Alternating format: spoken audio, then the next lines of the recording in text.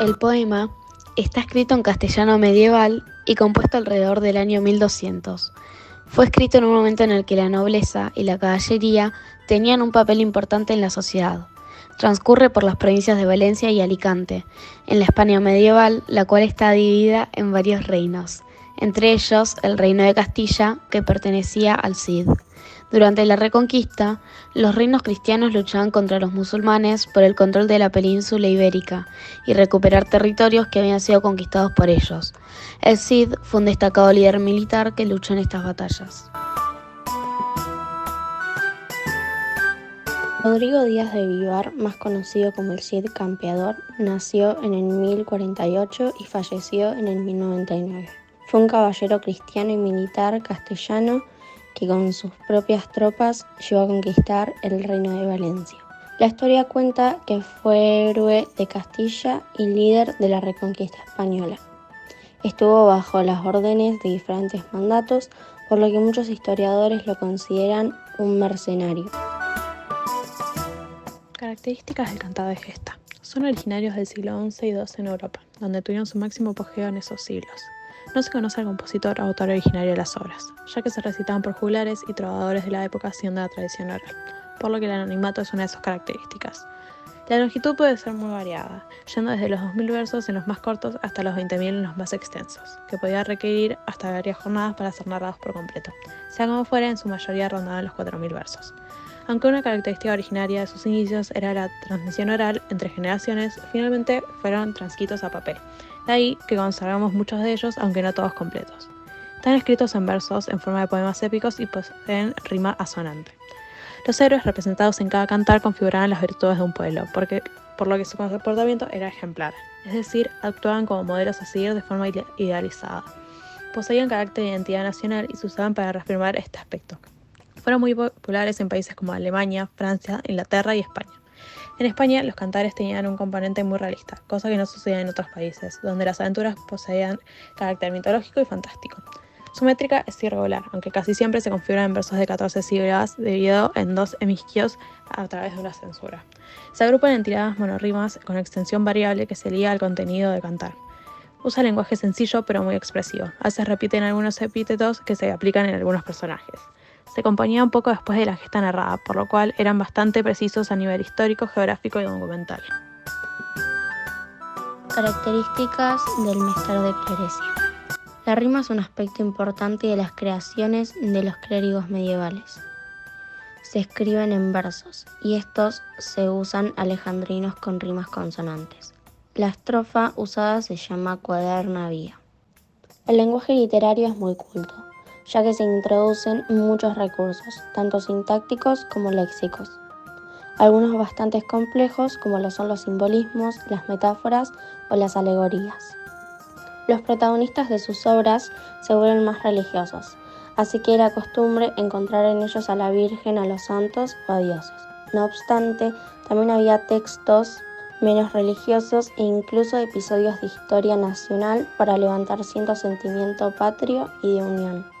Las obras son siempre escritas y no se leen, no se recitan como antes hacían los juglares. Ya no son los juglares los encargados de recitar tras recopilar historias del imaginario colectivo y la tradición oral. Son los clérigos los que escriben y leen. Los autores de la obra muestran un gran respeto por los libros en que se basa para la redacción. Antes, entre los juglares, no era importante el autor o la persona que redactaba y recitaba la información. Ahora, el escritor goza de importancia y presencia, y siempre es reconocido. El juglar era la persona que interpretaba la obra y la recitaba. Se valía de su propio estilo y de su creatividad para narrar los poemas. No se solía conocer al autor, al contrario que sucede en el Mester de Clerecia, por ejemplo. Aquí se sabe que el juglar era quien recitaba. La temática es otra de las características importantes. Generalmente se narraban hechos de la vida cotidiana con toques fantásticos.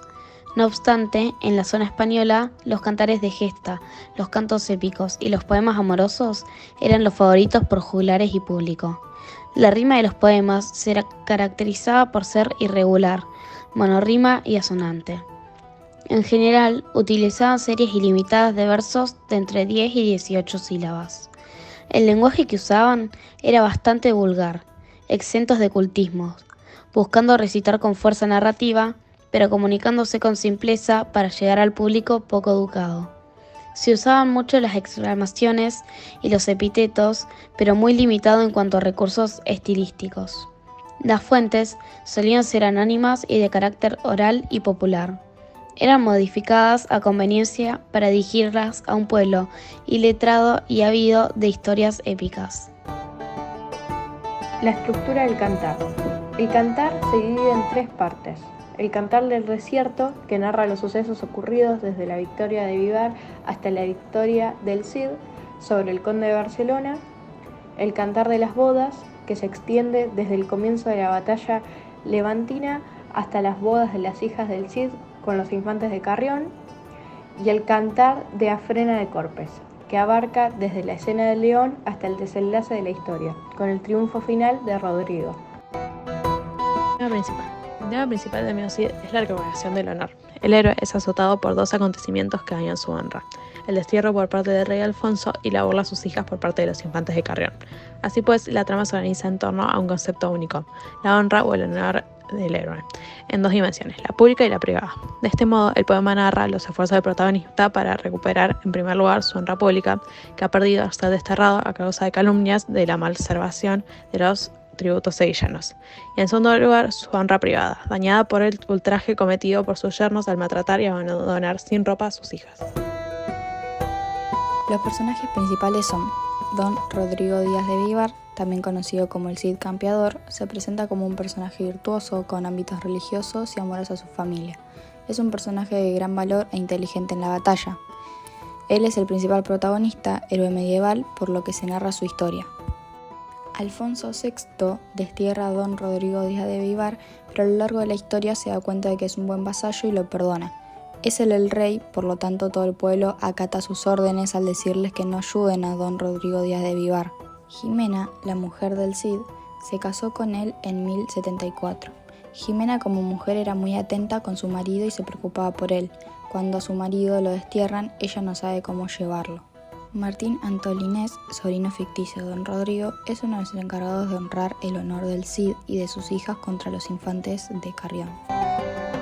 Los personajes secundarios son Doña Jimena, que es la esposa del Cid y la sobrina del rey Alfonso VI, los infantes de Carrión, que son Fernando y Diego González, 2 chicos que según los expertos representan la deshonra y la cobardía del Cid, García Ordóñez, que es el enemigo del Cid, Alvar Fáñez, la mano derecha del Cid, Babieca, el caballo del Cid y uno de los más reconocidos en el cantar.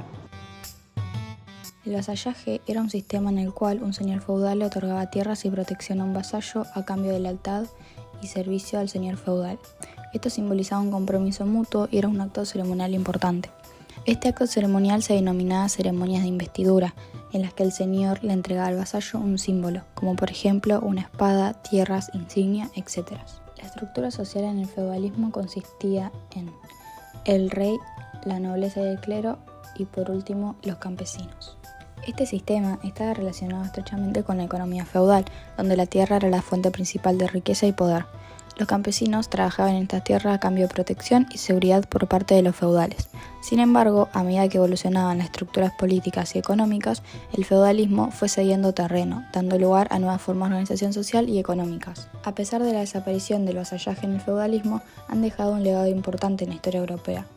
Los conceptos de lealtad, jerarquía y obligaciones feudales han influido en la cultura y la política de la época y se ven reflejadas en la literatura, la arquitectura y las tradiciones medievales, que siguen siendo parte de la herencia cultural europea.